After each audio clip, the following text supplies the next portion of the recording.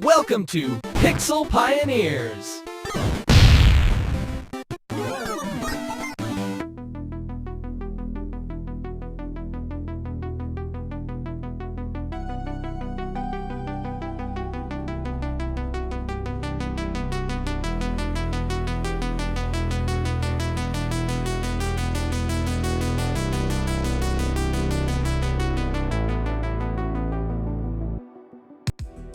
Here we are, video games rewiring everything, from the 70s all the way to whatever comes next.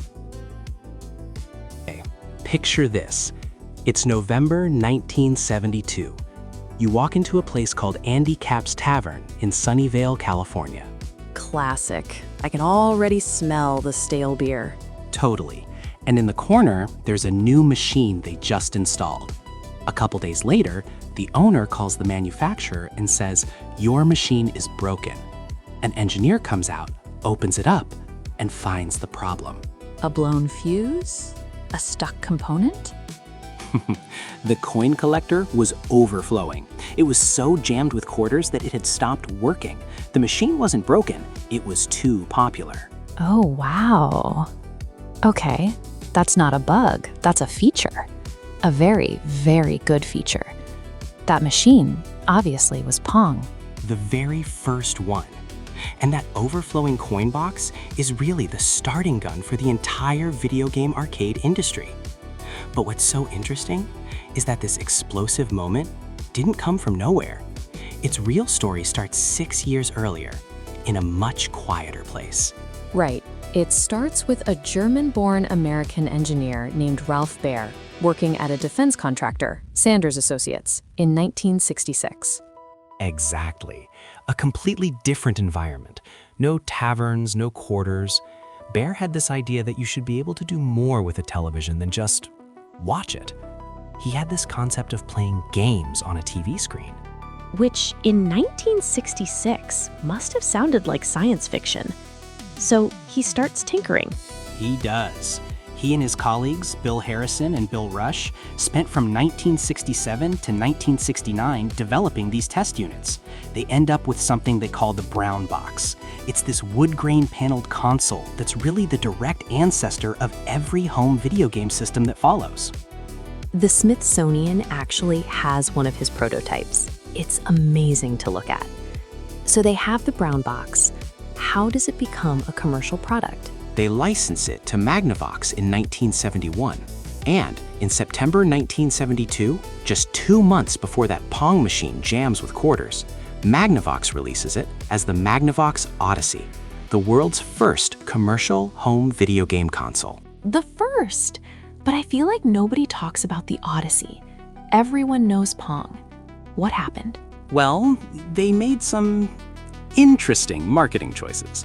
But before we get to that, another key event happens in May of 1972, right between the licensing and the release. Okay. A young, ambitious entrepreneur named Nolan Bushnell attends a demonstration of the Magnavox Odyssey, and he plays its table tennis game. Nolan Bushnell. So this is where Atari enters the picture. This is the moment. Bushnell and his partner Ted Dabney had just founded Atari. According to the reporting, Bushnell saw the Odyssey's tennis game and thought it was simplistic, but he saw the potential. The spark was there. So he decides to make his own version, a better version. He does. He hires his very first engineer, a guy named Alan Alcorn. And as a warm-up project, a simple training exercise, he tells Alcorn to create a basic tennis game with one paddle, one ball, and on-screen scoring. Wait, just a training exercise? That's incredible. It's like asking a new intern to just sketch a little logo, and they come back with the Nike swoosh. Pretty much. Alcorn not only builds it, he improves it. He adds a second paddle for two-player action, makes the ball accelerate the longer it's in play, changes the angle of return based on where it hits the paddle. He makes it fun. He added the physics, the game feel that makes it compelling. Bushnell must have known immediately they had something more than a training exercise. Oh yeah. They put that prototype into Andy Capp's tavern, it overflows with quarters, and the rest is history. Pong generated $3.2 million in sales by June 1973. It basically launched the coin-op arcade industry with a bang. So on one hand, you have the Odyssey, this carefully engineered product from a big company. And on the other, you have Pong, a training exercise from a startup that just explodes. The technology must have been completely different. They were different, but also similar in one key way. Neither had a CPU. There was no microprocessor running code. These were machines built with discrete logic. So they're more like a specialized calculator than a modern computer. Hardware designed to do one specific set of things. Exactly. The Odyssey was a strange beast. It could only generate 2 player-controlled dots, 1 machine-controlled dot for the ball, and a vertical line. That's it. No color, no sound from the console itself. So how did you play different games? I know it came with game cards. Okay, this part is brilliant in a very low-tech way. The cartridges weren't ROMs with software. They were just jumpers. Plugging one in literally rewired the circuits inside the console to change the behavior of the dots. It was a hardware patch. Huh, that's wild. It's like changing the rules of a board game by physically moving the lines on the board. And the graphics? Even better. To compensate for the, minimalist graphics, the Odyssey came with plastic screen overlays that you'd stick to your TV. So for a football game, you'd put up an overlay with a drawing of a football field, and then move your little white dot around on it. No way! Seriously? So you're providing your own background art. It's half video game, half arts and crafts project. It's imagination powered. Now compare that to Pong. The arcade version was also built on transistor logic. No CPU, but it was focused. It did one thing and did it perfectly. It had on-screen scoring, which the Odyssey lacked, and crucially, it had sound. The iconic boop, boop sound. That's such a huge part of the experience. It's the feedback loop. And when Atari eventually released Home Pong in 1975, it kept those features, right? The sound, the scoring. Yes, the home version had an internal sound chip and automatic scoring. Technologically, it was a major step up from the Odyssey, even though the core concept was so similar.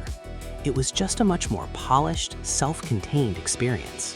Which brings us to the business strategy. Magnavox had this incredible invention, a 6-year head start, and they just fumbled it. They really did. First, the price was $100 in 1972. That's over $700 today. It was expensive. Oof, okay, that's a barrier. What else? Their distribution was a disaster. They only sold it through their own franchised Magnavox dealerships. Worse, their marketing created this widespread false impression that the Odyssey would only work on Magnavox brand televisions. Oh, that's a killer. That's a classic channel strategy mistake. They're trying to leverage their existing TV business, but instead they just dramatically shrink their total addressable market to only their existing customers. Exactly. They ended up selling about 350,000 units by 1975, which was considered a commercial failure. Meanwhile, Atari sold Home Pong through Sears. They went for mass market distribution right away, and it was a huge retail hit. It's the classic inventor versus entrepreneur narrative. Ralph Baer invents the category, but Nolan Bushnell creates the market. Baer built the car, Bushnell built the highways and the gas stations. That's a great way to put it. And of course, Magnavox knew exactly where Bushnell got the idea. They sued Atari for patent infringement. As they should. Bushnell literally saw their product at a demo. Did they win? They did. Atari settled, but the competition was already established. The funny thing is, the research suggests that the massive popularity of Pong in late 1972 actually helped Odyssey sales, because it was the only way people could get that kind of experience at home for a while. A rising tide lifts all boats, even if one boat is suing the other. It shows how much pent-up demand Atari unlocked with a simpler, more accessible, and just plain more fun product. It's amazing to think about how much of the modern industry is seated in these two stories. You have the first home console, the first peripheral with the Odyssey's light gun. The concept of interchangeable games, even if they were just hardware jumpers, that directly leads to what Jerry Lawson did with the Fairchild Channel F in 1976, the first console with actual ROM cartridges. And from Atari's side, you have the birth of arcade culture, the importance of game feel and simple, addictive mechanics. Alcorn's work on Pong led to games like Breakout, which he also worked on. Which was a single-player Pong, essentially. And the design of Breakout famously influenced countless other games, including Space Invaders. The DNA is just everywhere. It really is. From these two simple tennis games, one born in a defense contractor's lab, the other in a Silicon Valley startup as a test, you get an industry now worth hundreds of billions of dollars. And it all comes back to two dots and a line on a screen. The question is, what's the equivalent today? What seemingly simple training exercise is happening in a lab or a startup right now that we'll look back on in 50 years as the thing that started it all over again? I have no idea, but I bet it won't involve sticking a plastic overlay on your screen. Probably a safe bet, but you never know. Maybe there's a certain charm to it we're missing.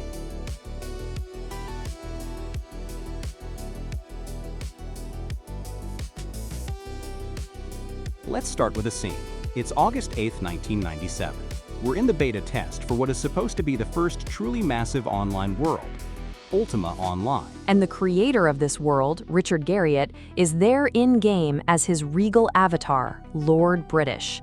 He's addressing his loyal subjects, the players, during a server stress test. It's a classic developer community moment. But then a player, a character named Rains, casts a simple fire field spell right at Lord British's feet.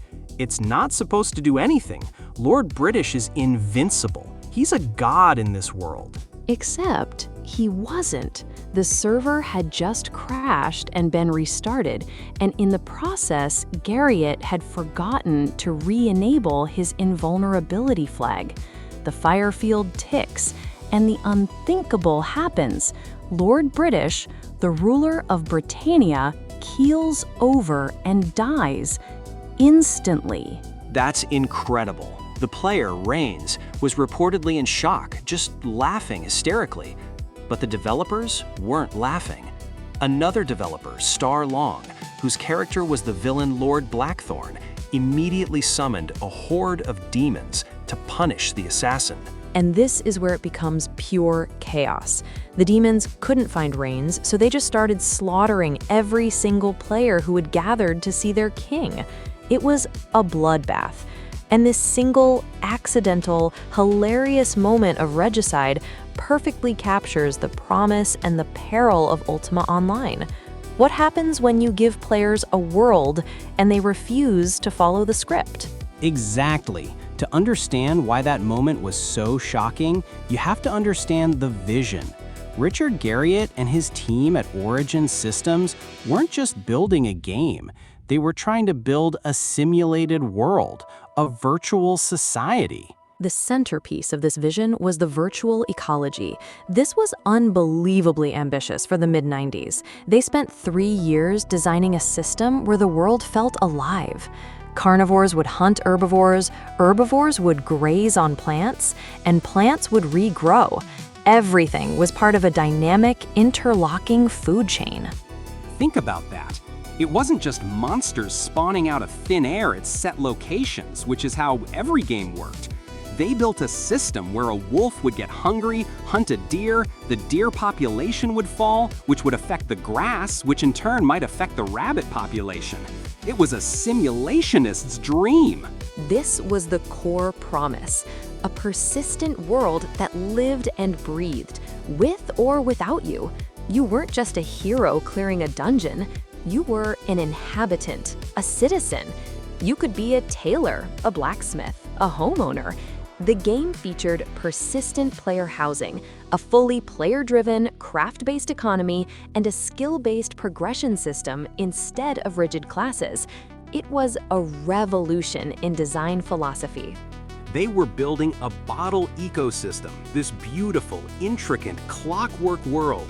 And then, on day one, they uncorked the bottle and invited thousands of people inside. And that beautiful clockwork was, as one developer famously put it, consumed by a swarm of ants. The players descended on the world and immediately broke the simulation. They didn't observe the deer, they killed every single animal they could find, almost instantly. The entire 3-year-long effort to build a living ecology was wiped out on day one of the beta. The system just couldn't handle the sheer efficiency of thousands of players hunting everything to extinction for loot and experience points. Wait, that's fascinating, because the popular story is that players were just too destructive. But the lead designer, Ralph Baer, has since clarified it was more complicated than that. It wasn't just player behavior, it was a fundamental design problem. Exactly. Baer points out 2 other key failures. First, the computational cost was immense. Just having an animal perform a radial search to find food or a predator was a huge server drain. Pathfinding was a nightmare. The technology wasn't really there yet. And the second part is even more interesting. It was an economic problem. The game had a closed-loop economy. Players would kill creatures for hides, hoard them in their houses, and those resources were effectively removed from the world.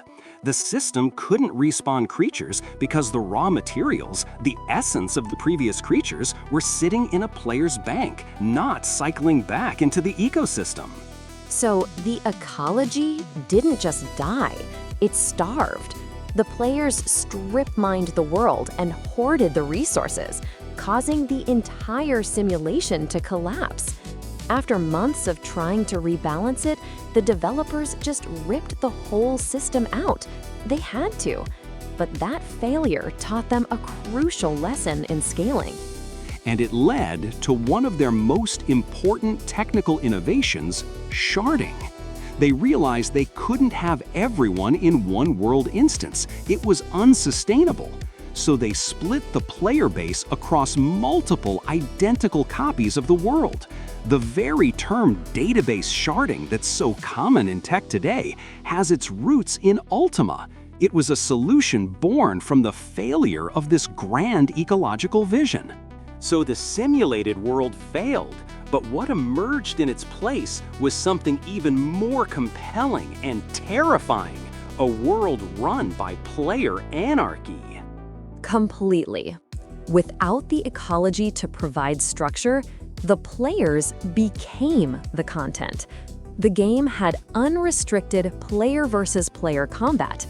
Anyone could attack anyone, anywhere, anytime. This created an environment of incredible tension and excitement. It was the Wild West. The stories from this era, pre-Trammel as it's known, are legendary. Player-run guilds of murderers who would hunt other players for their gear. Thieves who perfected the art of snooping in your backpack and stealing your house key. Corpse looting, house looting, it was brutal. You could lose everything. From a strategic perspective, this is a razor's edge. On one hand, this anarchy created intense emotional investment and unbelievable emergent stories. The formation of PK guilds and the anti-PK guilds that rose to fight them created server-wide faction wars, entirely driven by players. It was a true sandbox. But on the other hand, the business reality must have been brutal.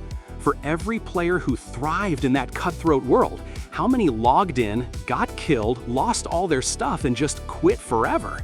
It's the classic hardcore versus casual dilemma. Unquestionably, the game was hemorrhaging players who didn't want to live in constant fear. The developers tried to solve it with design. They added a reputation system, criminal flags, guard responses. If you murdered someone, your name would turn red and you'd be a dreadlord. But these were soft deterrents. The core problem remained: the game's design forced everyone into a single, brutal rule set. And this leads to what is arguably the most controversial and important decision in MMO history. The developers were facing a crisis. Their vision of a complex society was devolving into a murder simulator for a niche audience. This is where we get that incredible insight from the GDC 2018 postmortem panel. Ralph Koester, again the lead designer, flat out admitted that how they handled the PK problem was their biggest mistake. He said he insisted on trying to solve it through in-game systems because he thought dedicated non-PvP areas would be too costly to administer. And he explicitly said, "I was wrong about that." From a business perspective, he stated forcing open PvP was unquestionably a mistake. That's a powerful admission. It's a huge moment of clarity. So, in 2000, with the Renaissance expansion, they did something radical. They cleaved the world in two. They created a perfect copy of the world. The original, brutal world was renamed Felucca. The new, safe copy was called Trammel. In Trammel, you couldn't attack another player unless they consented. It was a safe zone. Suddenly, you could be a blacksmith or a crafter without fear of being ganked at any moment. And the business results were immediate and explosive. Subscription numbers shot up. It saved the game. But it also created a schism in the community that exists to this day. The hardcore veterans, the ones who loved the thrill of Felucca, saw it as a betrayal. They felt the soul of the game, its danger and consequence, had been ripped out to cater to the soft-core masses. Many left for private shards that preserved that original anarchic rule set. This is the diverging narrative. Was Trammel an inevitable, smart business decision that saved the company and paved the way for the mass appeal of games like World of Warcraft? Or was it the moment a truly unique, player-driven world was sanitized for commercial appeal, losing its magic in the process? What's so incredible is that the echoes of these early design decisions still haunt the game, sometimes literally. There's a famous long-term bug in Ultima Online caused by leftover code from that original, abandoned virtual ecology. This is the best part. The code caused birds to spawn endlessly, but they would get trapped in certain areas of the map. So players would wander into a forest expecting to see deer and wolves, but the ecosystem was broken. Instead, the area was just full of thousands of unseen, trapped birds, creating this deafening, cacophonous sound, the ghost of a failed system. It's a perfect metaphor for UO's legacy. It's a game haunted by its own ambitions. The assassination of Lord British became the foundational myth of emergent gameplay. The failure of the ecology taught the industry about the limits of simulation and the costs of computation. The player anarchy era created unforgettable stories, but proved commercially unviable at scale. And the Trammel/Felucca split became the central debate for every online world that followed. Do you build one world for everyone, or do you segment your audience? UO's technical innovations, sharding, persistent housing, skill-based systems became the blueprint for the entire MMORPG genre. Every decision, every mistake, every success became a lesson that shaped the next 25 years of online gaming. It was the chaotic, messy, and brilliant first draft of the metaverse. Which leaves us with the big question. In trying to make these worlds safer, more accessible, and more profitable, did the industry lose that spark of genuine danger and player-driven chaos that made Ultima Online so legendary? Is it possible to ever get that back?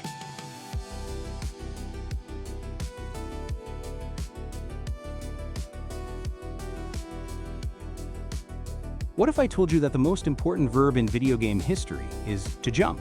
I'd say you're probably right. It's so fundamental, we don't even think about it. But the story of that verb, of that single button press, is the story of an entire genre that was basically created by accident. Completely by accident. The game that we all think of as the Genesis, Donkey Kong from 1981, wasn't supposed to be Donkey Kong. The hero, who we now know as Mario, wasn't even called Mario. He was just Jumpman. And here's the kicker. Even that Genesis title might not be the first. There's a strong case to be made for a 1980 game called Space Panic, which involved climbing ladders and avoiding aliens on different levels. It didn't have a jump button, but the core verticality was there. Exactly. So the genre that would eventually sell hundreds of millions of consoles and define Nintendo for decades began as a replacement for a failed cartoon license, starring a character who was an anonymous carpenter in a game that may not have even been the first of its kind. It's an incredible chain of what-ifs. Let's pull on that thread of the failed license. It's 1981, and a young designer at Nintendo named Shigeru Miyamoto is tasked with creating a new arcade hit. His initial vision? A game based on Popeye. It makes perfect sense when you see it. You have Popeye the hero, Olive Oil the damsel in distress, and Bluto the big villain. But Nintendo couldn't secure the rights, so Miyamoto had to improvise. And that improvisation is where the magic happens. Bluto becomes a goofy giant ape, which Miyamoto names Donkey Kong. Olive Oil becomes a generic damsel. And Popeye, he becomes Jumpman, a simple carpenter. The design choices were driven by pure pragmatism. Jumpman has a mustache and a cap, not for style, but because it was the easiest way to define a face and hair with the limited pixel resolution of the time. What's wild is how Miyamoto's focus was already shifting. Even then, he was more interested in gameplay and story than high scores. Donkey Kong was one of the first games ever to use cutscenes to tell a complete narrative arc. There's a beginning, a middle, and an end. It gave players a reason to keep putting coins in the machine that wasn't just about three-letter initials on a leaderboard. While Miyamoto is defining this in the arcade, there's a parallel revolution happening on home consoles. Over in the US, David Crane at Activision creates Pitfall for the Atari 2600. If Donkey Kong was about vertical climbing, Pitfall was about horizontal running and jumping. It's credited with truly popularizing the run and jump platformer in American living rooms.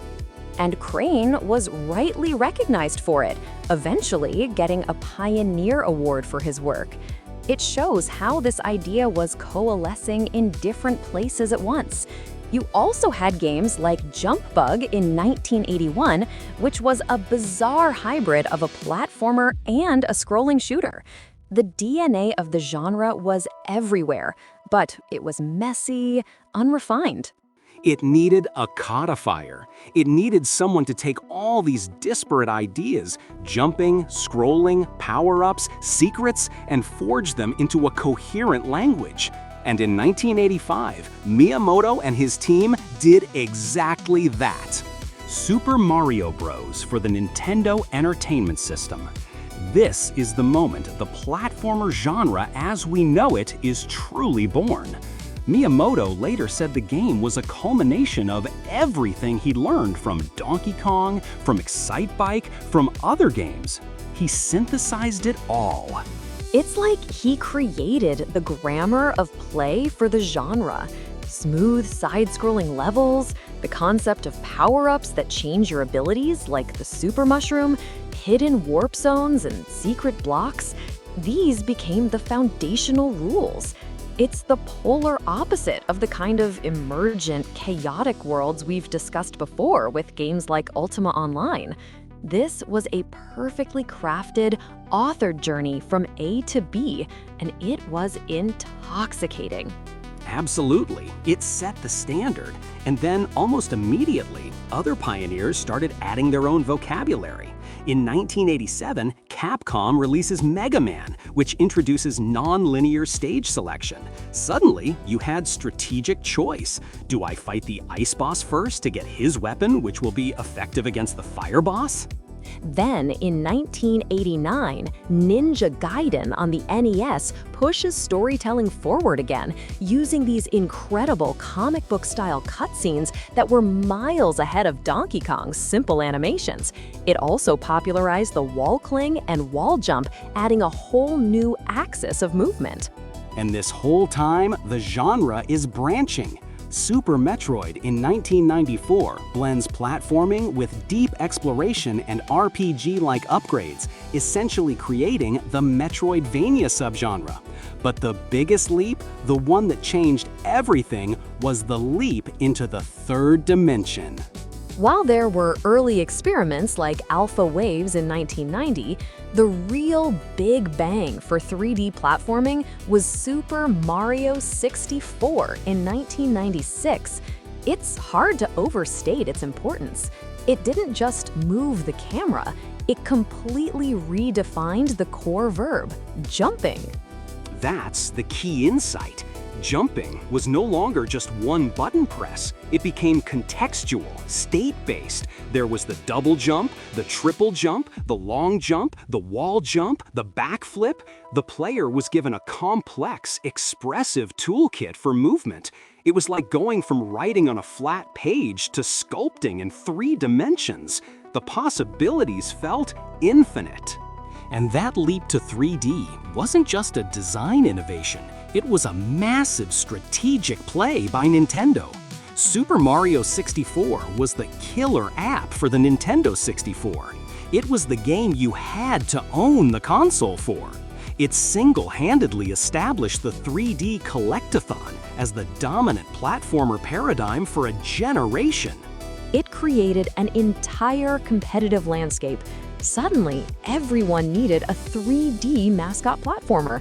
But for decades, nobody could quite touch the master. Fast forward to the modern era, and you see 2 games that represent the pinnacle of this 3D evolution: Super Mario Odyssey and Astro. Let's start with Odyssey. Its strategic genius is the Cappy mechanic. Mario's hat, Cappy, can capture enemies and objects, letting you possess them. This is brilliant on so many levels. From a design perspective, it gives the player a constantly changing set of abilities. You're not just jumping, you're flying as a bullet bill. You're swimming as a Cheep Cheep. You're stretching as a pole? From a business perspective, it makes the game infinitely accessible. Is a specific platforming challenge too hard? Just capture a flying enemy and bypass it. The game's open-world kingdoms are less like linear stages and more like giant playgrounds or sandboxes, stuffed with hundreds of power moons to collect. It encourages exploration and player expression over punishing linear difficulty. Then you have Astro. This game's strategy is completely different. It's a love letter to a piece of hardware. It's built from the ground up to showcase what the PlayStation 5's DualSense controller can do. The haptic feedback is on another level. You can feel the pitter-patter of Astro's feet, the tension of a spring, the splash of water. It creates a tactile immersion that's completely unique. It's a moat built on hardware innovation. While Odyssey gives you a vast toolset in a wide-open space, Astrobot gives you a simpler moveset but constantly introduces new level-specific power-ups and mechanics. One level you have stretchy arms, another you're a ball rolling over spikes, And in a standout moment, you can shrink and grow at will. It's a series of meticulously crafted, spectacular moments. And this is where you see these two diverging philosophies of modern platformer design. Odyssey is about freedom. It presents these massive, intricate worlds and a versatile toolset. And its core question to the player is, what amazing things can you discover and accomplish on your own? The joy is emergent. Whereas Astro is about spectacle. It's a curated, authored experience. It's a masterclass in linear level design, where every moment is perfectly paced and polished. Its question is, look at this incredible, delightful thing we built for you to experience. The joy is in the craftsmanship and the sheer surprise of what comes next. Neither approach is better, they're just different. One values player agency on a grand scale, the other values masterful, guided entertainment. It's a tension that you see playing out across the entire industry, especially in the indie space. That's a great point. The so-called pixel art renaissance we see in games like Celeste isn't just about nostalgia. It's a conscious design choice. By simplifying the graphics, developers can focus resources on incredibly tight, responsive controls and weaving deeply emotional narratives. Another form of highly authored, curated experience that competes on a different axis than graphical fidelity. Which brings us to today, November 2025. The platformer is more vibrant and varied than ever because it's no longer just one genre.